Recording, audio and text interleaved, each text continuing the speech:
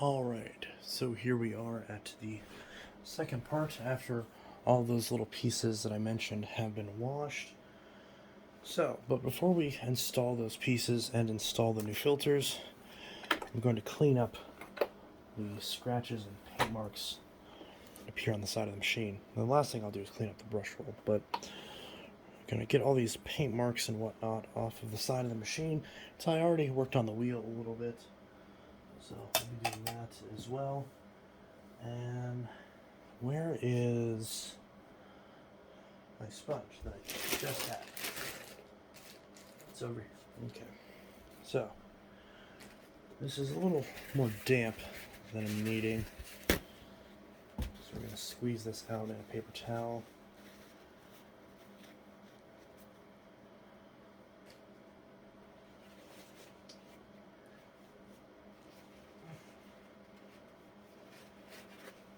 Okay. So, now that we've got that taken care of, we're going to take our sponge. We're going to take the abrasive side of it. Play the camera down a little bit. We're going to put some isopropyl on the abrasive side of the sponge.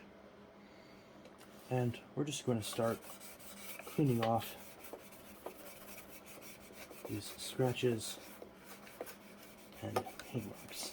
One of the things I love about Dysons is that these paint marks and scratches, at least the really light scratches, not the deep ones obviously, but the really light ones, just kind of melt right off, which is really nice. So these clean up really, really well. These are some of the easiest machines to get scratches off of, which is nice. So feel free to gouge the crap out of these into your furniture.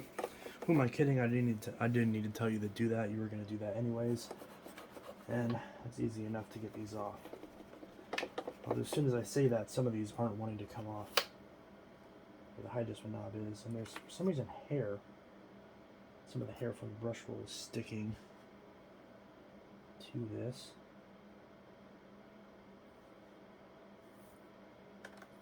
So, of course, all this hair is in the way.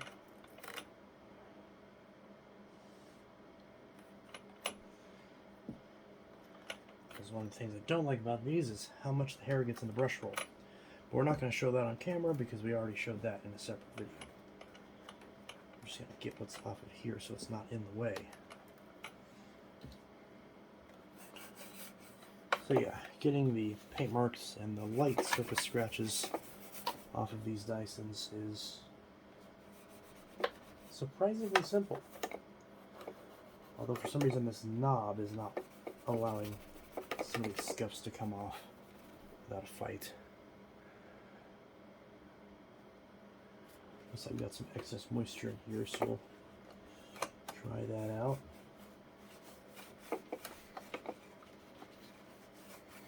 Wiping off works pretty well. So we're going to flip this up. And we're going to do the same on the other side. The other side on this particular machine has it a little bit worse. So there's the wheel, bam, right off. We got a lot of dirt and debris in this wheel, which is not pleasant.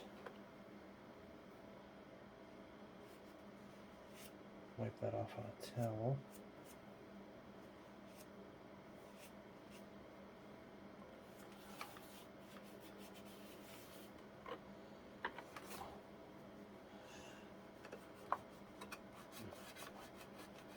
Sometimes some dirt, kind of schmutz, will get in here.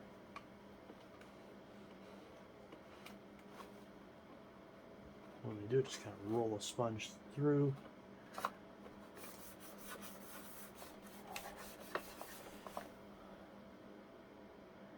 And we've got hair coming off on here. These brushes are very sharp and they can actually cut your fingers open, which is not fun. So you got to be kind of careful with these when you're manhandling one of these Dysons.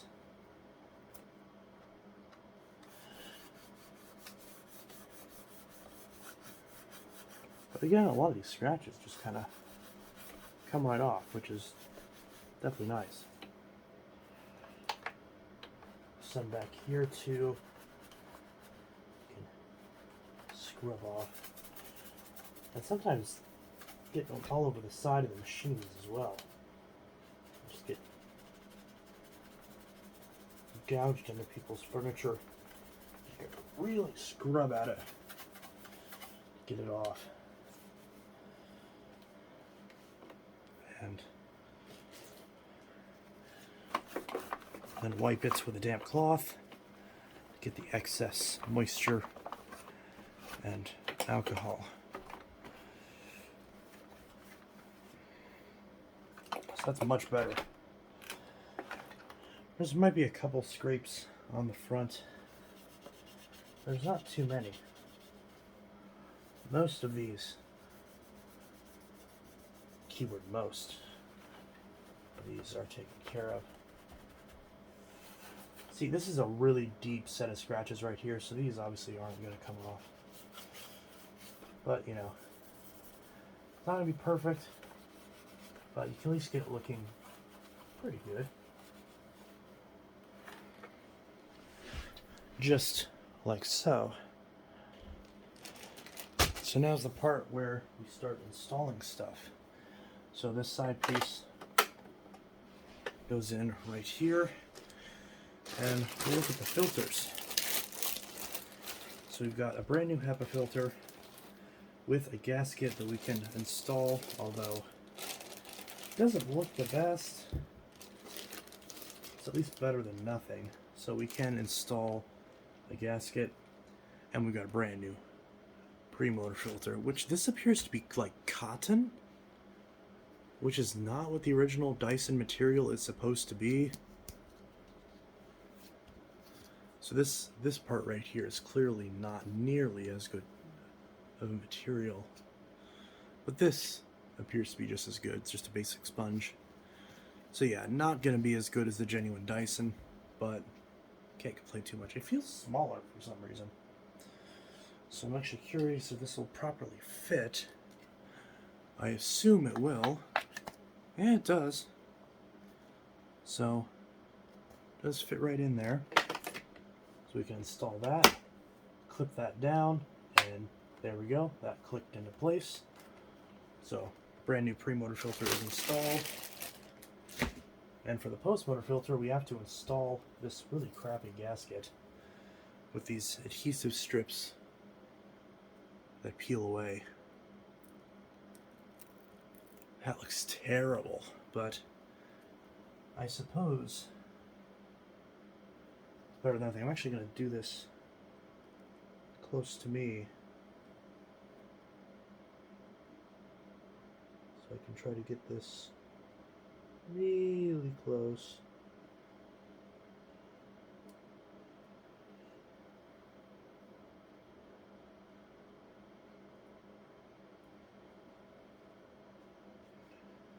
And this gasket's a little warped, but should be okay. Okay. So we've got one half of the foam gasket on. So we can see we've got one half of it sticked on. If you ever installed a screen protector on your phone, it's kind of a similar idea. Again, you can see a lot of my phone repair knowledge kind of bleeding into this a little bit. But hey, if it works, it works.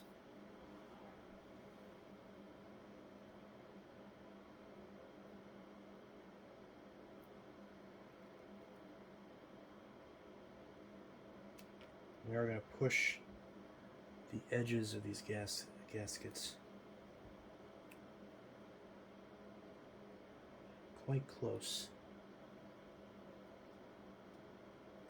so they can seal properly. That one's kind of pushed out a little bit. There we go. So that's actually not a bad install. So there is our two gaskets installed on the HEPA filter. It's very important that you get a HEPA filter with these gaskets. Wow, this filter is really bad. You can see it's Ugh, this is awful. But I think I bought a 2-pack of each of these filters, so that's 4 filters in total, and I'm pretty sure they were 20 bucks. So $5 a filter, you know, really not much you can complain about there. But as we can see, I did line up the gasket with the edge, which you want to make sure that the edge of the gasket is flush with the edge of the filter, so it's actually adhered to the perimeter of the plastic and not the material on the inside. But that should be good. And now, I always like to line this up with the writing. We're going to put that in, and even though we aligned the gasket properly, this has a little bit of play, just a little bit of side-to-side play, but it's not too bad actually. Once I actually push this down in here, oh no, okay. Let's say this filter sits in here unevenly, but I believe even the genuine one did that, but I could be wrong. Actually, curious now. No, yeah, even on the original filter, this gasket is all over the place. But that's also because it's likely been lifting up from this filter being clogged and it blowing past the gasket. That's a big problem with Dyson filters. They're especially prevalent on the ball series, as that effect will actually cause it to make a whistling noise or a screaming noise. So, but that's the install. That's actually pretty darn good. So we're going to put that in. Again, that sits in there really nicely. I'm actually really happy with how I was able to get that on there. So, my many years of installing screen protectors on cell phones paid off. And what did I do with that filter cover? Oh crap. Well, I found the U-bend, but I can't find the HEPA filter cover. I don't know what I did with it. Well, that's not good. But I know it's around here somewhere. I think I stuck it underneath something. Probably underneath these paper towels. Okay, I'm gonna have to go find this. Alright, so I'm actually very happy with how the installation of this HEPA filter turned out. The question is the freshly cleaned lid going to be just as smooth? And this is actually the first DC07 I've seen in a long time where this sticker is intact, letting you know to wash the filter every 6 months. It actually has a little diagram on here in case you didn't know, so you could mark which 2 days you actually wash the filter. So that way you can essentially go catty corner and see which 2 of the months you need to mark in order to know when to wash your filter. So for example, if you wash your filter in April, then you would know to wash it again in October. So that's a pretty interesting little tidbit that you might not have noticed. Not only does this remind you, but it also gives you a nice little handy marker to where you can mark it with a pen and let you know, and remind yourself when you need to wash your filter on your Dyson. Pretty interesting. So, we're going to line this up right back here. So just line it up behind this little groove right here. Push it down. And now is the fun part, where you try to put this on without breaking it. And I just simply push it on, starting with the middle. This is quite nerve-wracking, but as long as it's lined up, you should be okay.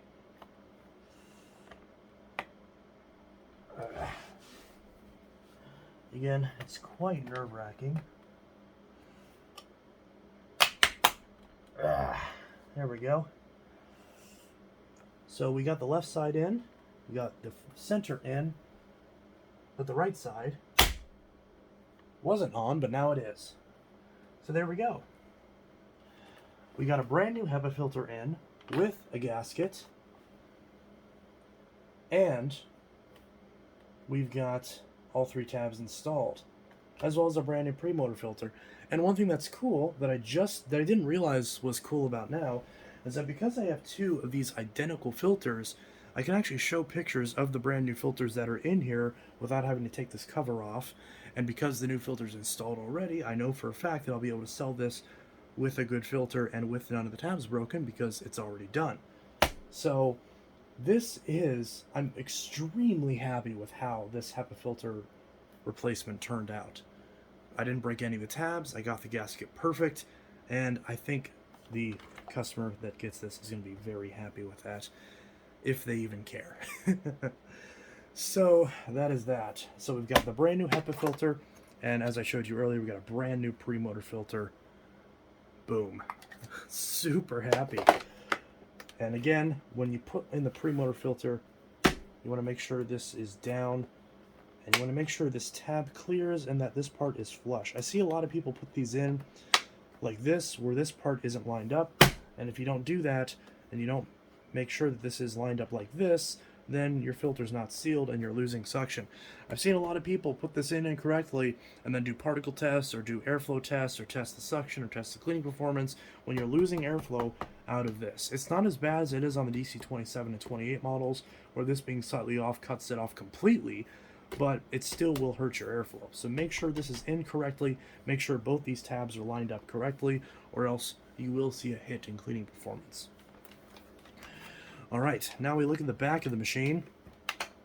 We'll put the cyclone pack back on, even though I am going to clean the bin and the cyclone at a later date. For now, that's not the focus. But we are actually going to... We're going to pull the wand off, and we're going to pull out the hose. In fact, we're going to remove the hose entirely, because this hose is getting thrown in the trash. The reason why? This is cracked and broken. And not only is this cracked and broken, but the button doesn't work anymore.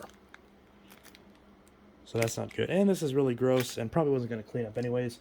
There's no holes in this, that I found at least, so theoretically you could replace this hose cuff, but I don't believe the part's available. So this is getting chucked, or at the very least, relegated to a test hose. Because I try not to throw anything away if I can. But definitely it's not going on a customer's machine. So now we can reinstall the U-bend, lean the machine forward, slide this in, boom, there we go. It's going to be a bit loose, that's pretty normal. Once you put on the hose, that seals it up. Now, we've got a brand new hose.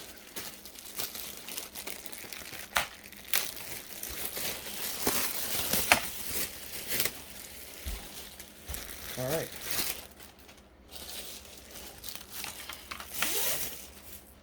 So here we go. Cardboard. Got a brand new hose. Look at that. Very pretty. Beautiful, beautiful, beautiful.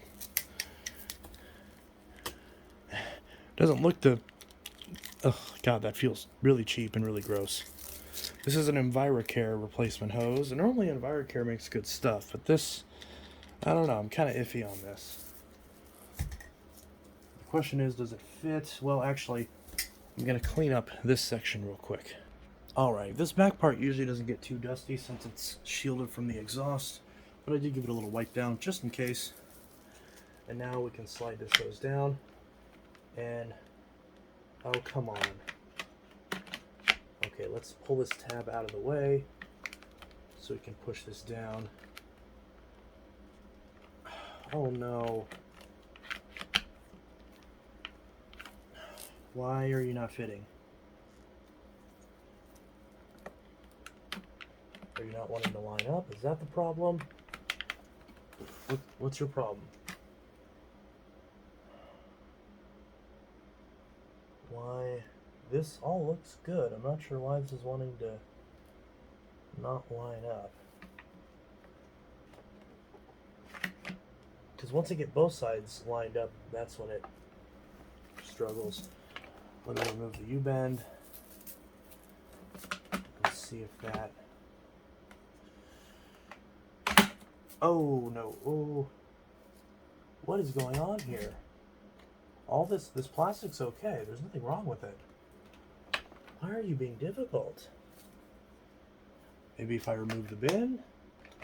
Maybe it doesn't like it being in the way of that button? Come on. Oh, okay. No, that's not lined up correctly. What are you doing, dude? This is for a DC07. I'm not sure why this isn't... Unless that's it.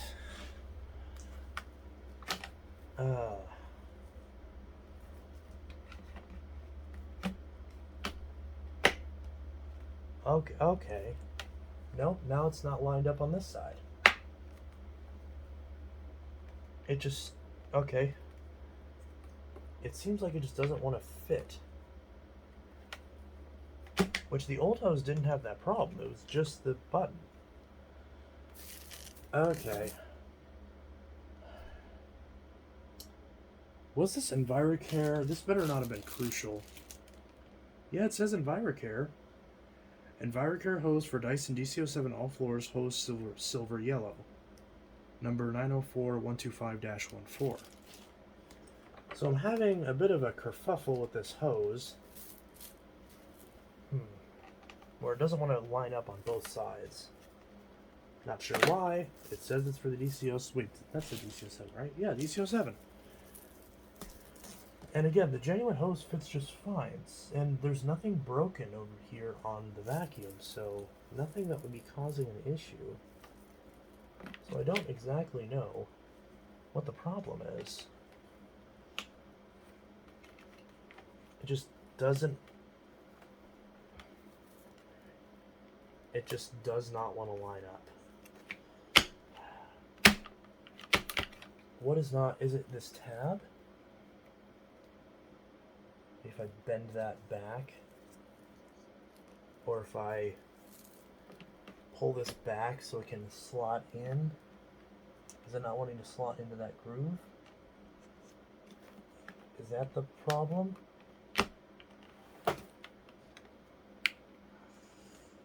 Oh, come on. See, let me know if you guys have had this same issue with EnviroCare hoses, because this is really not wanting to cooperate. And I couldn't source a genuine Dyson one. At least at the time I looked, I couldn't find anything.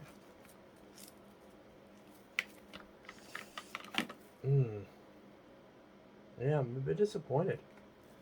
I don't know if it's just, if this tab is too thick or what. I don't know what the problem is. Maybe if I pull this back really far, maybe it's not wanting to line that toe.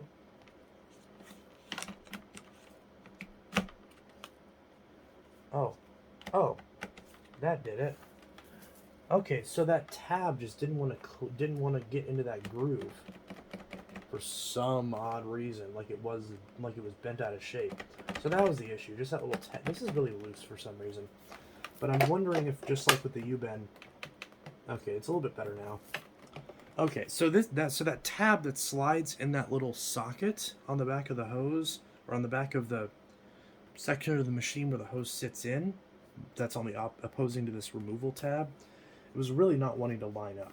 So now that I've got that, it's fine. So if your EnviroCare hose has that, you might want to bend that tab back and try to get that to fit, because now it's in all the way, and now it's firm, and we've got a brand new hose. So that's fine and dandy. And as George Carlin says, very rarely are we fine and dandy, and when we are, people usually don't ask if we're fine and dandy. I butchered that joke, but you get the idea. So now we've got our wand. Question is, am I going to bother to wash this? I don't know. There's a bit of dust in this little section right here, so I might. But for now, we'll just put it in. There we go. It actually clicks into place now, but it's very loose. It is very loose. I'm not happy with that. But it will suffice, I suppose. Push it all the way down, and then click it into the top of the machine. But hey, this thing looks damn good so far. Of course, it has a dirty bin, so that'll be... But look, guys, as of the time that I film this, it is 3 o'clock in the morning.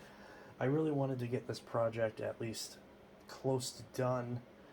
At this point, I've been working on this machine for the past, I don't even know. I know this video clip is about 30 minutes, and the last video clip was however many minutes. So, and that's not even including all of the cleaning that went into, like, when there were jump cuts, when I was washing stuff and all that. So, one of these in-depth refurbishment projects can take quite a while. But, you know, if you're willing to put in the work, the results can often be very rewarding, at least if you like seeing a nice clean machine. And so far, if you ignore the bin and you look at just the rest of the machine, I'm really happy with the way it's been turning out so far. So, again, like I said, it's 3 o'clock in the morning. I'm going to sign out for the night, although you'll likely see this in just another jump cut. So, by the time we jump back, it'll be the next day. It'll be Saturday instead of Friday. I mean, technically, it's already Saturday because let me look at the time. It's 2:37 right now. So, next time you see me, it'll likely be Saturday night. The review for this will have just been posted on Saturday, and we'll hopefully be able to start finishing up this project. But hopefully putting in the work and showing you how the hot dog is made, so to speak, might inspire some of you guys to do one of these restorations yourself, or to not want to deal with it and just buy this off me for a good amount of money instead. Either way, I'm fine with that. So anyways, this is Intellitech Studios for the night, although not for the video, but for the night, signing out, and I'll see you in the next cut of this video, wherever it may be. So you'll see a pause and a cut right about now.